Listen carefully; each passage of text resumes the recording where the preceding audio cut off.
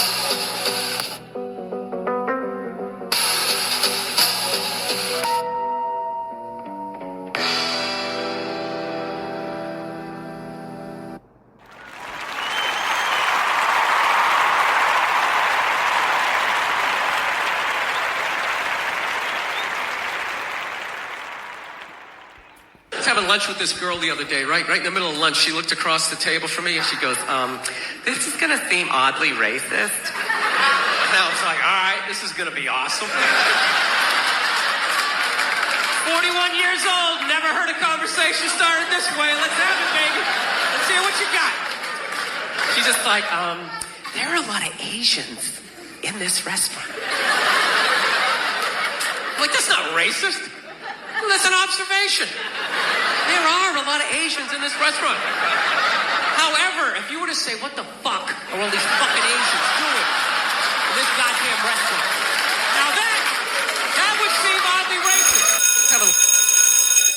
Good morning. It's Saturday, Rules Saturday, July the 18th, and this is The True Conservative. Welcome to all the butchers, bakers, and candlestick makers out there. I'm Ron, your host, and the only true conservative in the United States today. So today, after the Serenity Prayer and the patriotic song of the day, we will have no free lunch and rules for retrogrades. All that and more when I get back.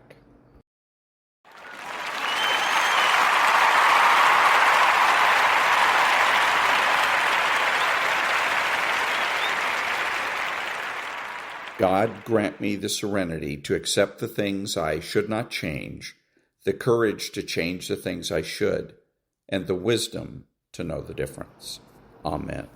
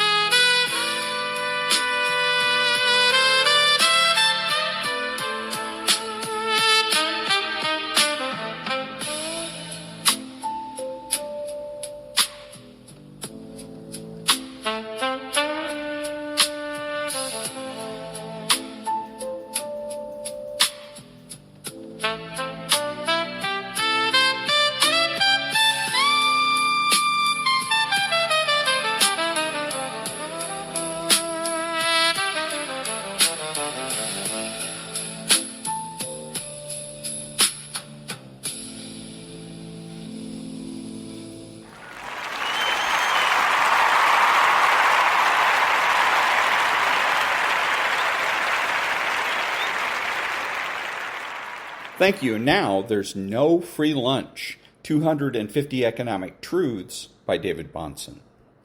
History suggests only that capitalism is a necessary condition for political freedom. Clearly, it is not a sufficient condition. Fascist Italy and fascist Spain, Germany at various times in the last 70 years, Japan before World Wars I and II, Tsarist Russia in the decades before World War I, are all societies that cannot conceivably be described as politically free. Yet in each, private enterprise was the dominant form of economic organization. It is therefore clearly possible to have economic arrangements that are fundamentally capitalist and political arrangements that are not free. Milton Friedman. China would be the other example under and after Deng Xiaoping, necessary but not sufficient. A truly free society will have economic, political, and civic freedom, and all three will feed on each other. Having one enhances the possibilities with the others, but it guarantees no such thing. One can have marginal economic freedom without full political freedom, but one cannot have political freedom without economic freedom. One, economic, makes the other, political, possible, but not assured. And the lack of one, economic, makes the other, political, impossible. The durability of an imperfect economic freedom in a politically unfree society remains a sizable question on the world stage. And that was There's No Free Lunch by David Bahnsen. Back in a minute.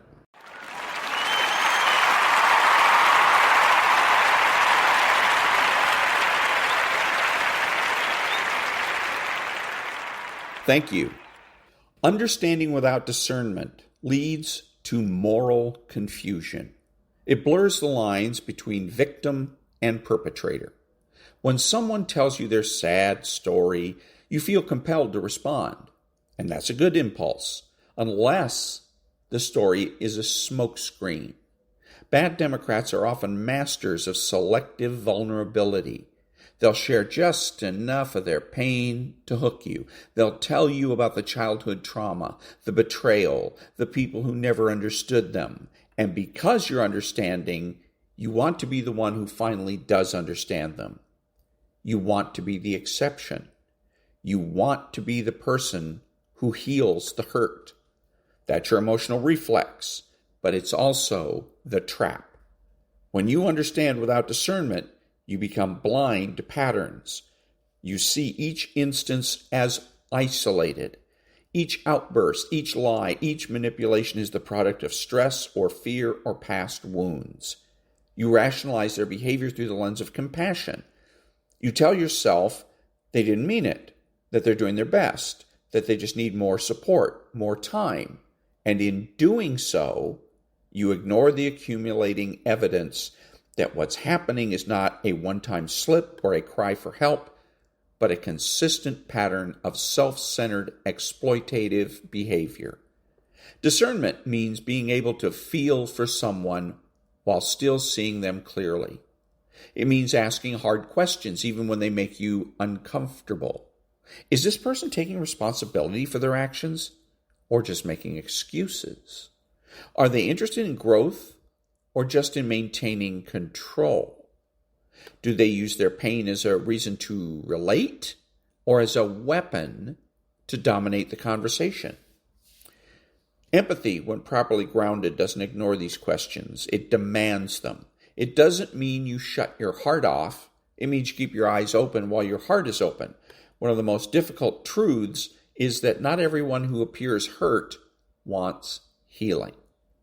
Some people cling to their wounds because it gives them power, it gives them identity, and they will resist any genuine attempt to grow or change because that would mean giving up the very narrative that keeps them at the center. Discernment is what protects your cooperation from being hijacked. It allows you to say, I see your pain, but I also see your choices. I hear your story, but I'm also watching your actions, and I won't confuse one for the other. Bad Democrats manipulate conservatives by presenting themselves as misunderstood. They rely on your unwillingness to judge. And if they sense that your cooperation isn't tempered with discernment, they'll use it to escape accountability. They'll cry at just the right moment. They'll open up when they feel you pulling away. They'll confess just enough regret to reset the emotional playing field. And each time, you'll doubt yourself. You'll think, maybe this time it's real. But the pattern always returns because their vulnerability isn't a doorway to cooperation, it's a tactic. It's a calculated move designed to keep you engaged, invested, and tangled. That's why cooperation, to be functional and moral, must operate within a framework of judgment, clear-eyed evaluation. You are a good person. You are responsible for establishing emotional boundaries. You are courageous for saying, I care, but I won't be used. In fact, that's the only way to preserve cooperation as a force for good, by refusing to let it be co-opted by those who weaponize it for selfish ends. Cooperation without discernment is not effective. It's surrender. It allows toxicity to flourish under the guise of understanding. It enables abusers to thrive under the protection of your kindness. And worst of all, it erodes your trust in your judgment. You begin to question whether you're the problem, whether you're unfair, whether your attempt to create boundaries is some kind of betrayal. That confusion is precisely what the bad Democrat wants. They need you hesitant, emotionally entangled, because as long as your cooperation isn't matched with clarity, they can keep reshaping the narrative to serve themselves. Truth is more important than social harmony. That's not an easy lesson to learn, especially in a world where we're constantly told to be polite, agreeable, cooperative. We're raised to avoid conflict, smooth things over, to keep the peace at all costs. But that impulse, while often well-intentioned, can become a breeding ground for dysfunction when it takes precedence over what is real. Because when you sacrifice truth for the sake of harmony, what you're left with isn't peace. It's a fragile performance, one that demands your silence, your compliance, and ultimately your integrity. Bad Democrats rely on this exact social impulse to maintain their illusion. They count on your unwillingness to disrupt the atmosphere. They know that as long as you're more invested in keeping things calm than in speaking honestly, they can continue their manipulation without resistance. They build narratives, rewrite history, twist facts. And when you feel the urge to correct them, to say, that's not what happened, or that's not fair, there's a moment of hesitation, because doing so would upset the balance. It would introduce tension, and you've been conditioned to believe that tension is the problem. But the real problem isn't tension. The real problem is deception. The real problem is pretending that things are fine when they're not. Pretending that a bad Democrat's behavior is tolerable when it's actually corrosive. Back in a minute.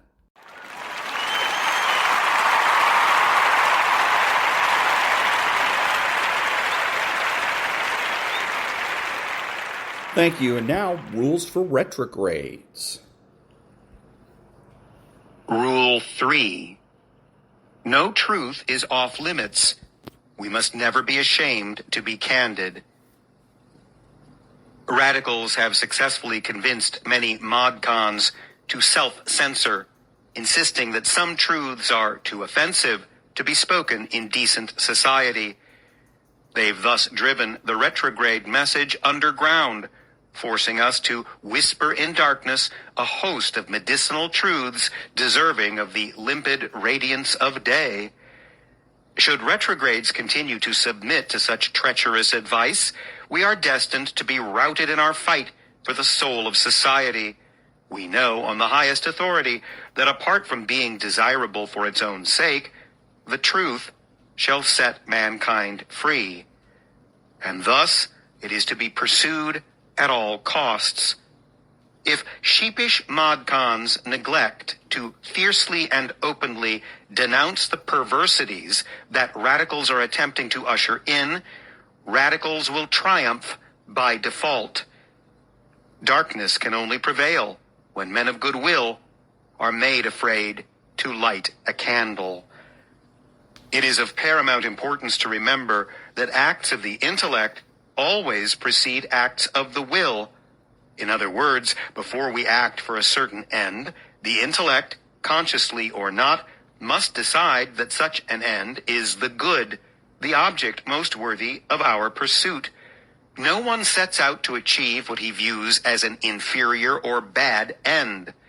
Thus, in order to win the culture, we must boldly and loudly speak truth, so our fellow men can first recognize what is verily good, and subsequently firmly set their wills on achieving it.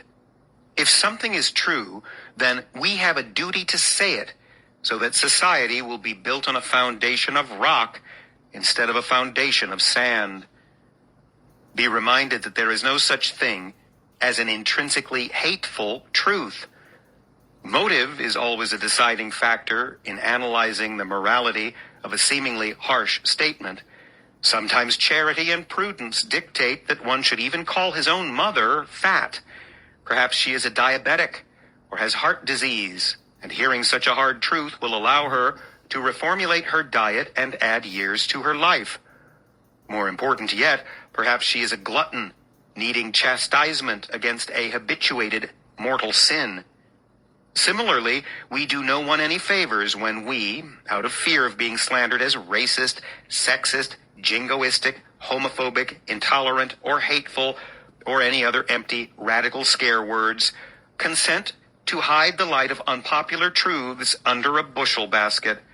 When we fail to acknowledge sensitive truths, e.g., that contemporary American black fatherlessness is linked with their disproportionately high crime rates, that single motherhood is ruinous for children, that unchecked immigration is undermining the fabric of American culture, that homosexual relations are vile, depraved, hateful acts, that men can't actually become women, and vice versa, we shortchange our fellow man, since we deprive him of the opportunity to reform his life to bring it into harmony with right order. Hard sayings must be shouted loudly for the benefit of all mankind. Damn the consequences. Moreover, if retrogrades band together and resolve to be undeterred in our vocalization of unpopular truths, it will be impossible for big media and big business to ostracize us. The corporate goons in human resources won't be able to fire all of us. It's impossible to effectively silence such a significant segment of the population. The story of the emperor's new clothes serves as an uncannily apropos allegory for modern man's affinity for shrinking from his duty to proclaim truth. In the fable, the emperor is duped by two shysters into purchasing imaginary clothes, so that when he gets dressed in his new attire, in reality he's naked. Despite the fact that the emperor is humiliating himself by strutting around the town square in a full state of undress, none of the emperor's men or townspeople, for fear of appearing foolish or insolent, will speak out to tell the emperor that his wardrobe is a fraud. The people uniformly tickle the emperor's ear, complimenting his splendid linens and refined sartorial taste, except one little boy out of the whole town sees the emperor and, with umbrage in his voice, exclaims, "But the emperor isn't wearing any clothes! He's naked!" In the aftermath of this one child's naive candor, the people come to their senses and soberly admit the obvious. Truly, the emperor is not wearing any clothes. The weakness of mankind is such that the majority are content to go along with a lie out of fear of blowback should they stand and fight for truth.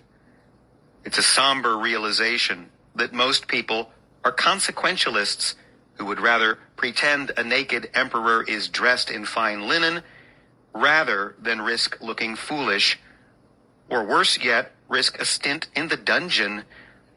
At the same time, we should take solace that a lone voice, even that of a child, bravely crying out in the wilderness, is often sufficient to call men to their senses, to call men away from mass delusion. Be the lone voice in your locale, and soon we will marshal a network of woke retrogrades, ready to turn the tides of a war we've been long losing. The only precondition for the death of the gospel is silence. Never be cowed. Always speak truth. especially when it's unpopular. Hold fast to the musings of George Washington. I hope I shall possess firmness and virtue enough to maintain what I consider the most enviable of all titles, the character of an honest man. And that was Rules for Retrogrades, 40 Tactics to Defeat the Radical Left by Timothy J. and David R. Gordon. Back in a minute.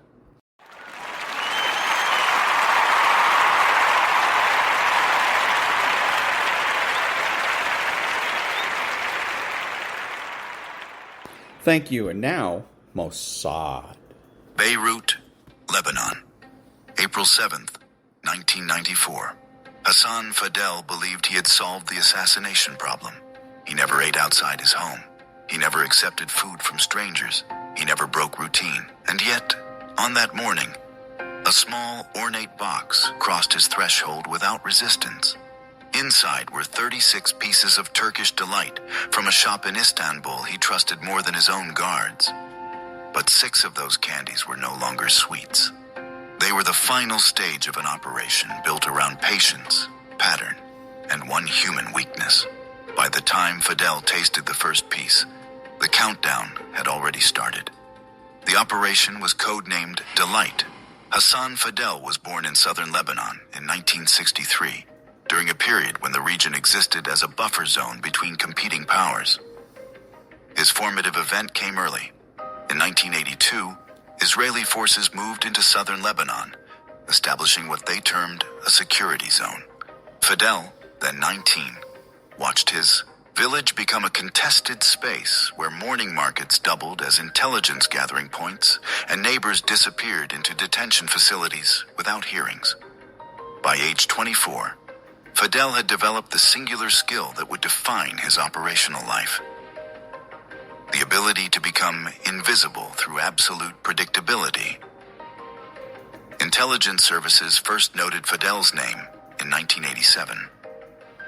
He appeared in signals intercepts as a logistics coordinator for Hezbollah's Southern Command, responsible for moving supplies through the security zone without detection. His capability was simple, but devastatingly effective. While other commanders relied on deception and misdirection, Fidel understood that the human mind filters out repetition. He created systems so regular that surveillance teams stopped watching them. Truck deliveries occurred at identical times.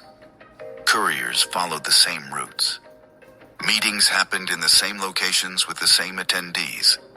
Associates described him as mechanical, never spontaneous. This discipline made him functionally untouchable. The 1992 assassination of Mohammed Moussawi changed Fidel's approach to personal security. Moussawi, a fellow Hezbollah commander, died after eating a meal prepared outside his control. The exact method was never confirmed, but the lesson crystallized for Fidel. From that moment, he imposed what handlers later termed the Zero Trust Protocol. No food crossed his threshold unless he controlled the entire supply chain. His meals came from his wife's kitchen. His water from sealed bottles he personally purchased. Even his coffee beans were roasted by a cousin in Tyre. Intelligence services had tracked Fidel for 6 years by early 1994. His command structure controlled weapon flows into southern Lebanon, coordinated mortar positions, and managed the communication networks that made Hezbollah's decentralized command system functional. But every attempt at direct action carried unacceptable risks. Ground raids into Beirut required Knesset approval and risked escalation. Car bombs killed civilians and created propaganda victories for Hezbollah. Long-range strikes turned commanders into martyrs. By January 1994, Israeli intelligence concluded that Fidel represented a Tier 1 target whose elimination required a method that produced no visible fingerprints. The authorization to explore alternative approaches came in February 1994. The framework was clear. develop an operation that appeared natural, required no ground presence in Beirut, and created no evidentiary trail. Traditional methods had failed. What emerged would exploit the one variable Fidel had never considered a vulnerability. Israeli doctrine in the early 1990s emphasized what planners called remote neutralization architecture. The logic was straightforward. Direct force creates political costs that often exceed tactical benefits. The strategy sought methods that resembled accidents, natural deaths, or internal disputes. Operations under this framework required three elements: deniability, delayed effect, and exploitation of target behavior patterns rather than security gaps. The obstacles appeared insurmountable. Fidel maintained no public presence. He traveled in armored vehicles with counter-surveillance protocols. His residential compound in southern Beirut employed physical security measures that intelligence analysts rated as equivalent to diplomatic protection. Electronic surveillance revealed nothing exploitable. His communications were minimal and conducted through dead drops. Standard penetration methods would require months of preparation and carried high probability of detection. Despite these challenges, planners identified an anomaly in December 1993. Signals intelligence monitoring Fidel's residential compound detected a pattern. Once monthly, on dates that varied but fell within a consistent 10-day window, a courier arrived from Istanbul. The courier delivered a single item: a box from Hafiz Mustafa, a confectioner established in 1864 and known throughout the region for Turkish delight, prepared using Ottoman-era methods. Further surveillance confirmed the pattern held for 18 consecutive months. Same supplier, same packaging, same approximate timing. This was the only external element in Fidel's life that followed a predictable schedule. The vulnerability was conceptual rather than physical.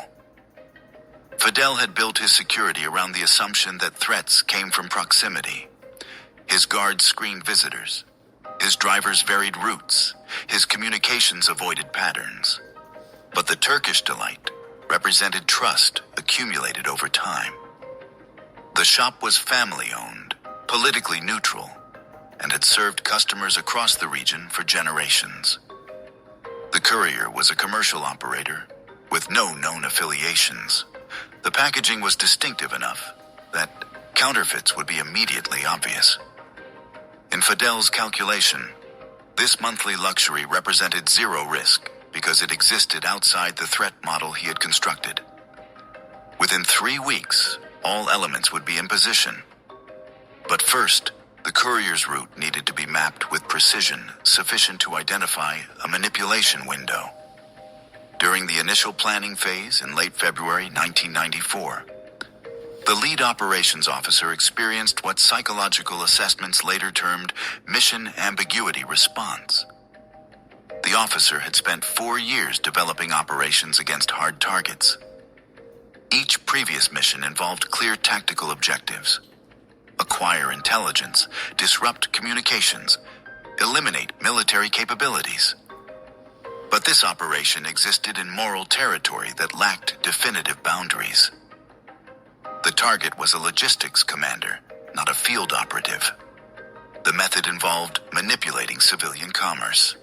The courier was an innocent intermediary who would unknowingly deliver death.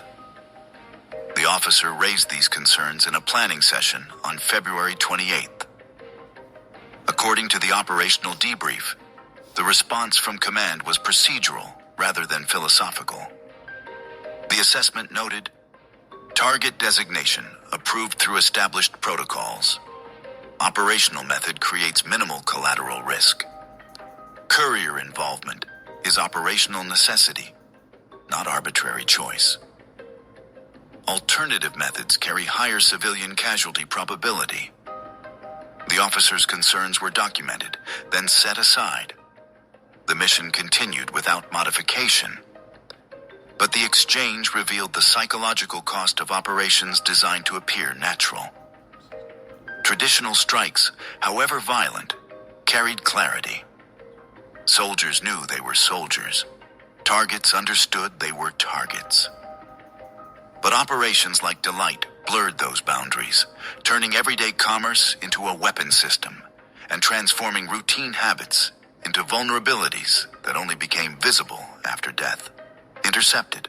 Communications from March 15th, 1994, reveal Fidel discussing family matters with his wife.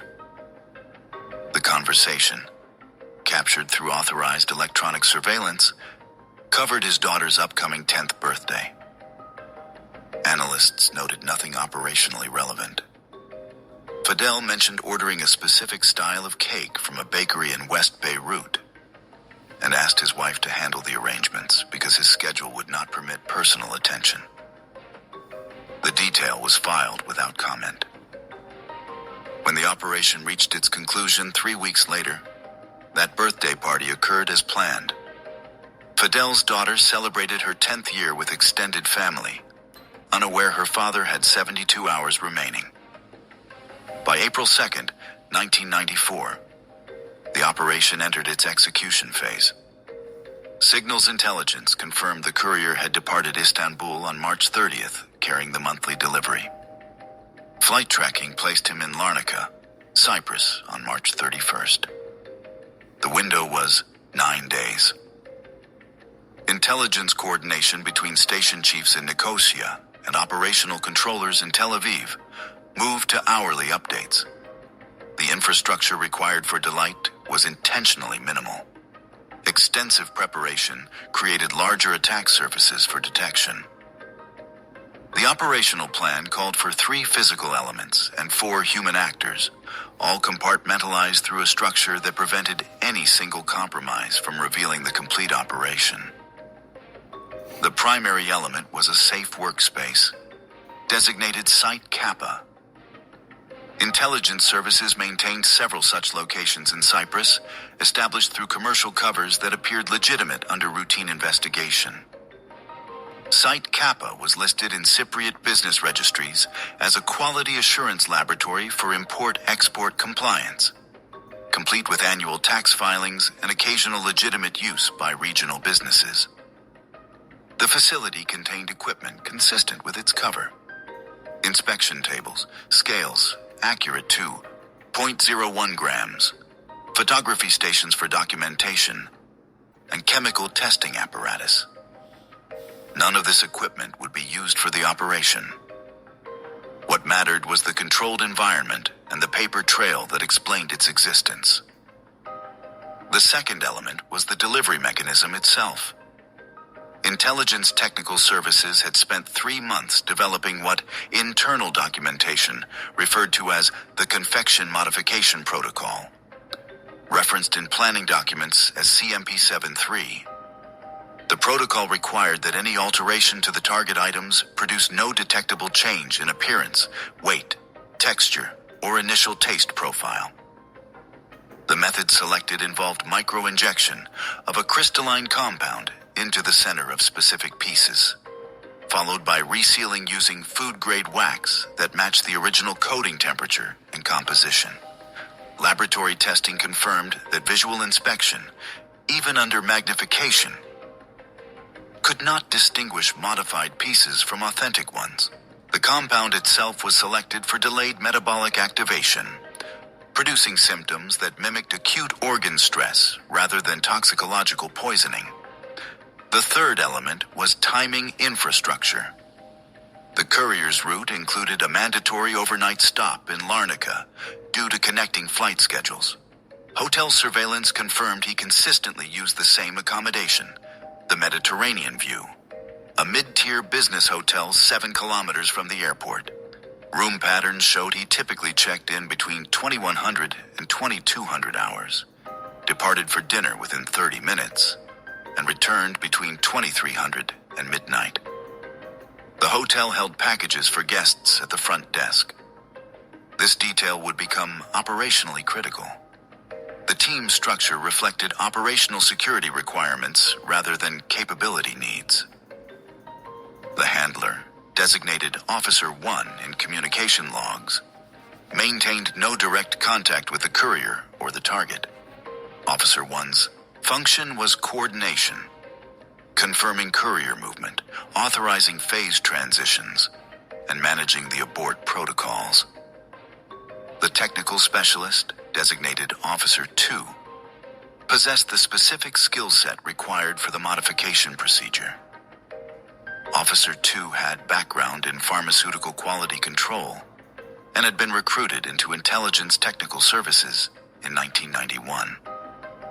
The logistics controller, designated Officer 3, managed the physical interception of the package and its return to the courier's possession without detection. Officer 3 was a field operative with extensive experience in what intelligence services termed black bag operations, procedures involving covert entry and evidence manipulation. Each operative knew only their specific function. Officer 1 understood the strategic objective, but not the technical method. Officer 2 understood the modification procedure, but not the target identity or final destination. Officer 3 understood the interception requirements, but not what would be done to the package during its absence. This compartmentalization meant that even under interrogation or compromise, no single individual could reconstruct the complete operation. The planning consumed 43 days. By April 5th, 1994, the courier had confirmed his departure from Istanbul. Officer 3 had established surveillance coverage of the Mediterranean View Hotel. Officer 2 had relocated to Cyprus, with equipment transported through diplomatic channels and documented as laboratory supplies for an agriculture inspection program. The team had 120 hours before the package would continue to Beirut. If any element failed during that window, standing orders required immediate abort with no secondary attempt authorized. April 5th, 1994. At 18:30 hours local time, the courier arrived at Larnaca International Airport on Turkish Airlines flight TK674 from Istanbul. Surveillance confirmed he carried 2 items: a wheeled suitcase and a distinctive hexagonal box wrapped in the traditional Hafiz Mustafa paper, cream-colored with arabesque patterns in burgundy ink. The box dimensions were 18 centimeters per side, 7 centimeters deep. Weight was estimated at 450 grams based on how the courier handled it during baggage claim.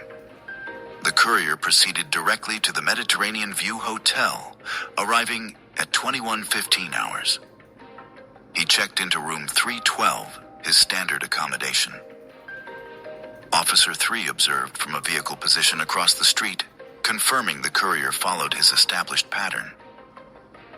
At 21:40 hours, the courier departed on foot, moving toward a restaurant district 6 blocks east.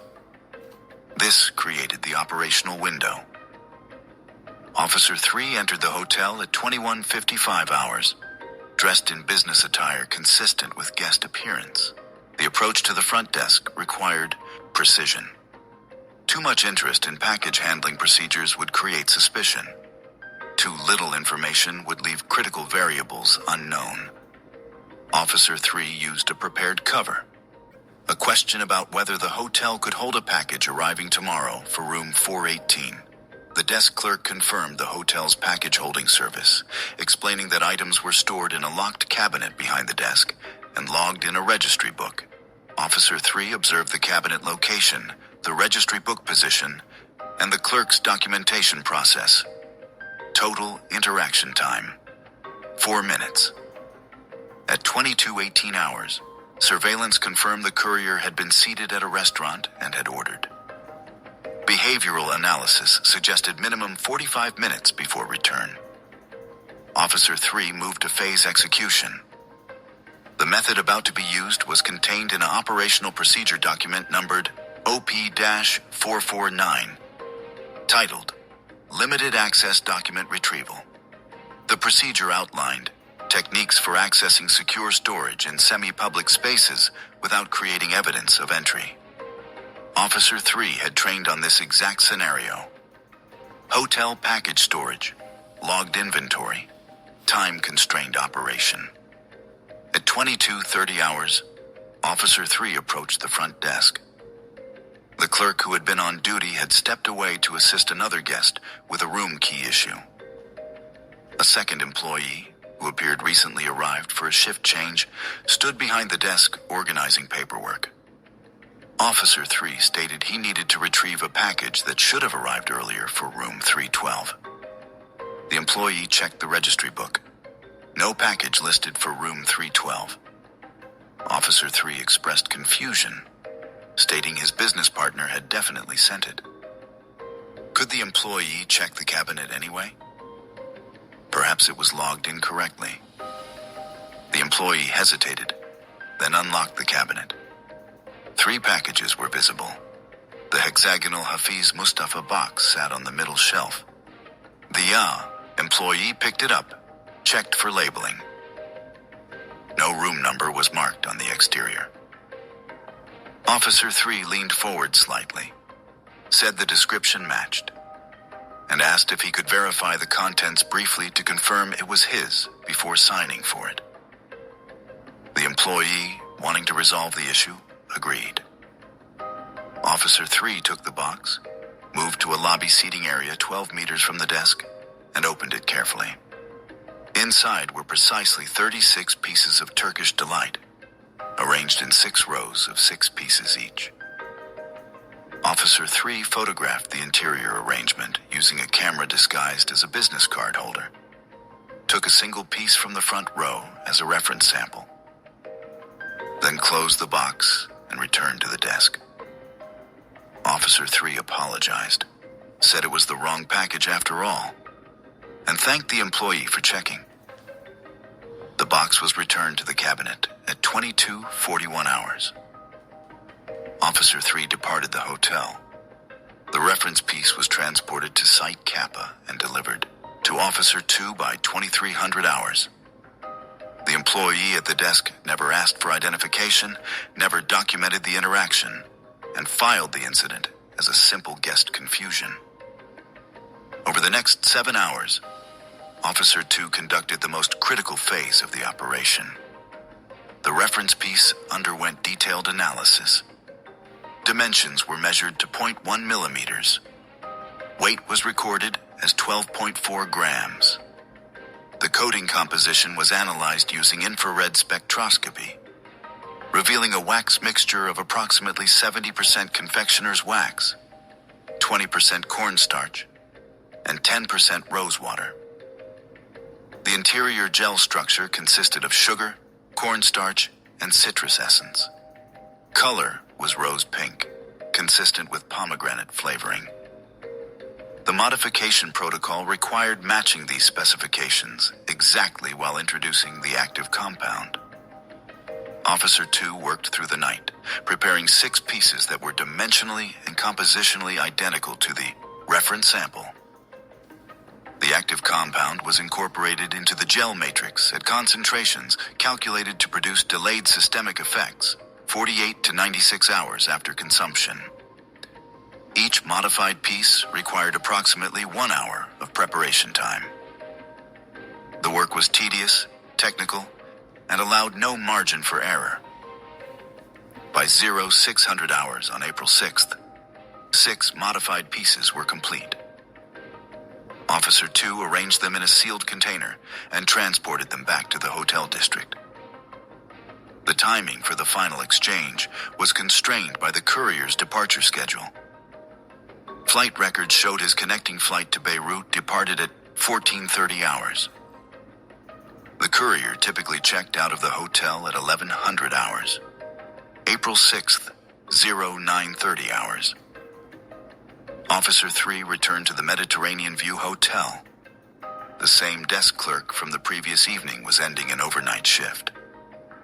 Officer 3 requested to retrieve the package again, this time claiming to have confirmed with his business partner that the hexagonal box was indeed correct.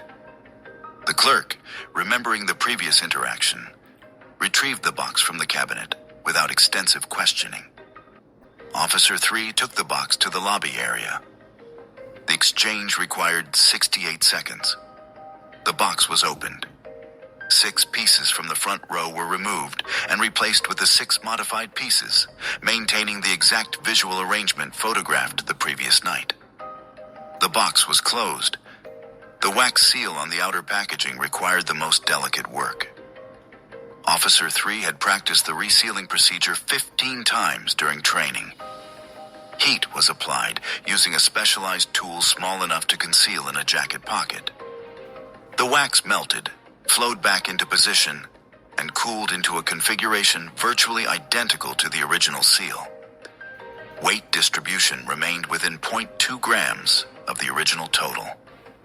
Officer 3 returned the box to the desk clerk at 0932 hours, again apologized for the confusion, and departed.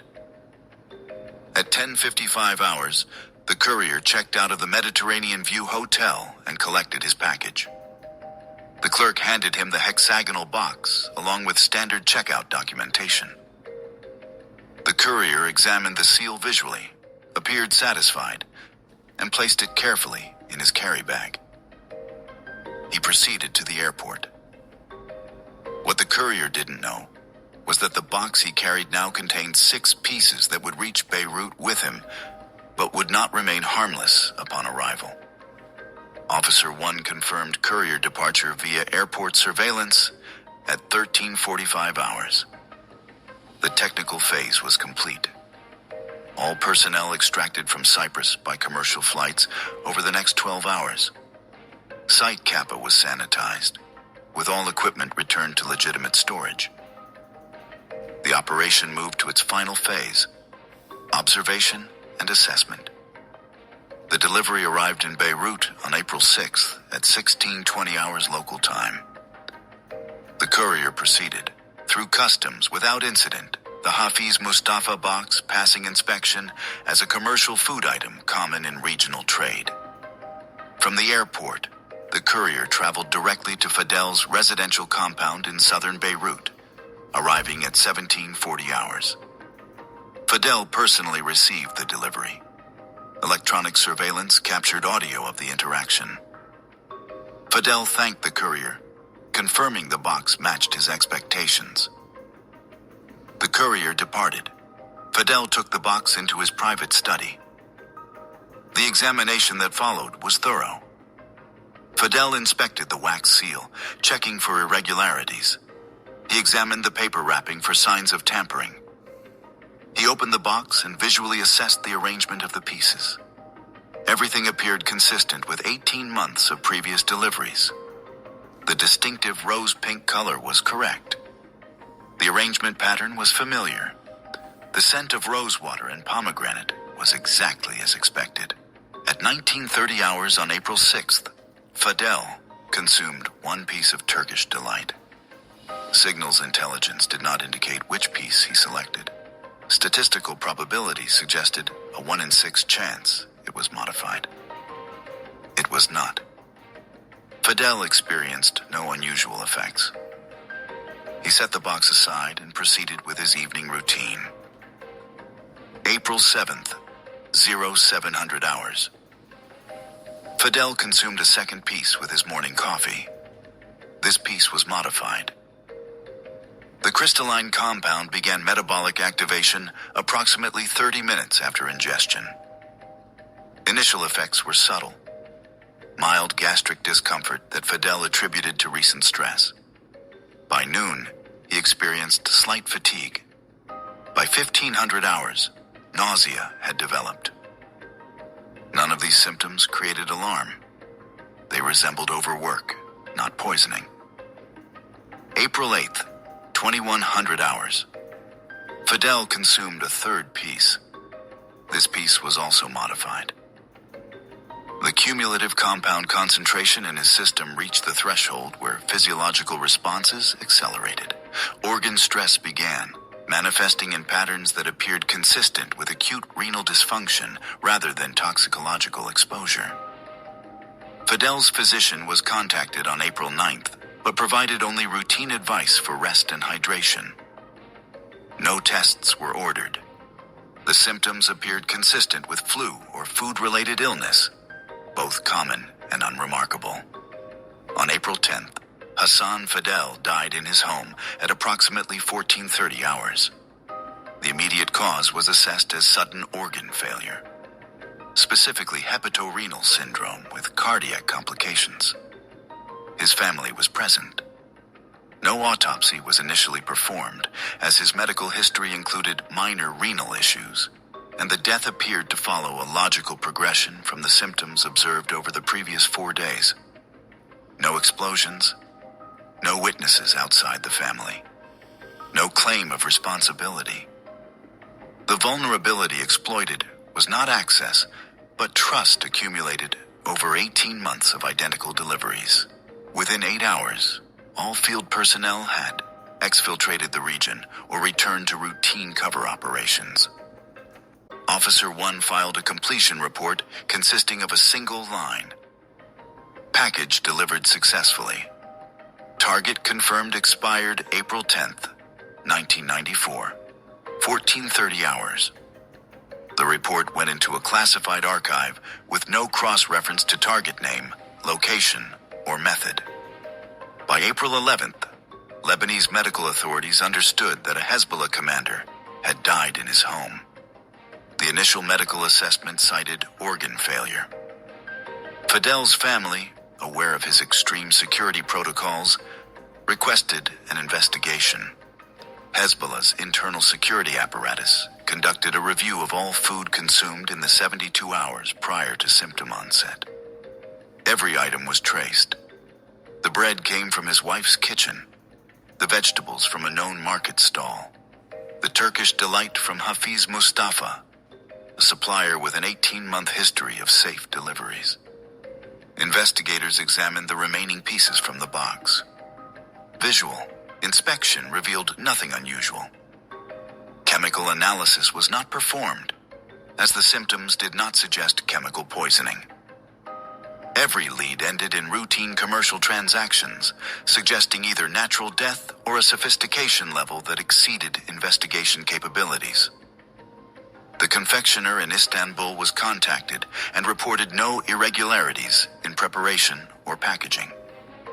The courier was questioned and described a completely normal delivery cycle. No evidence of interception emerged. Official reactions followed predictable patterns. Hezbollah issued a statement mourning the loss of a logistics commander, but made no accusations of foul play. Israeli authorities maintained their standard policy of neither confirming nor denying operations against hostile actors. Lebanese government officials noted Fidel's death in security briefings, but pursued no formal investigation. The denials were transparent to those in intelligence circles, but transparency wasn't the point. The operation's success lay in the impossibility of definitive proof. The tactical objective was achieved. A key node in Hezbollah's southern command structure went silent. Weapon shipment coordination experienced delays for approximately 4 months, while succession and reorganization occurred. Intelligence gained through signals monitoring during this transition period included communication protocols, personnel relationships, and logistics methodologies that informed operations for the following 2 years. Secondary benefits included the psychological impact on other Hezbollah commanders who became aware, through unofficial channels, that even rigidly controlled security systems could be penetrated. The strategic cost was measured differently. Relations with Cyprus experienced brief strain when intelligence sharing indicated possible Israeli operations on Cypriot territory, though no formal complaint was filed. Operationally, the method revealed certain tradecraft elements about how Israeli intelligence manipulated civilian commerce, forcing adaptation in future operations to prevent pattern recognition.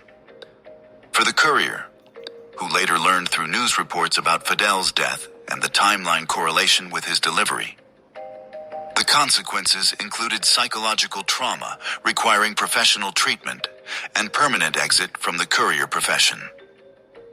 Israeli intelligence services assessment was that immediate tactical benefits outweighed the costs. Command structure disruption achieved strategic objectives without the political consequences of overt strikes. And that was the Mossad. Back in a minute.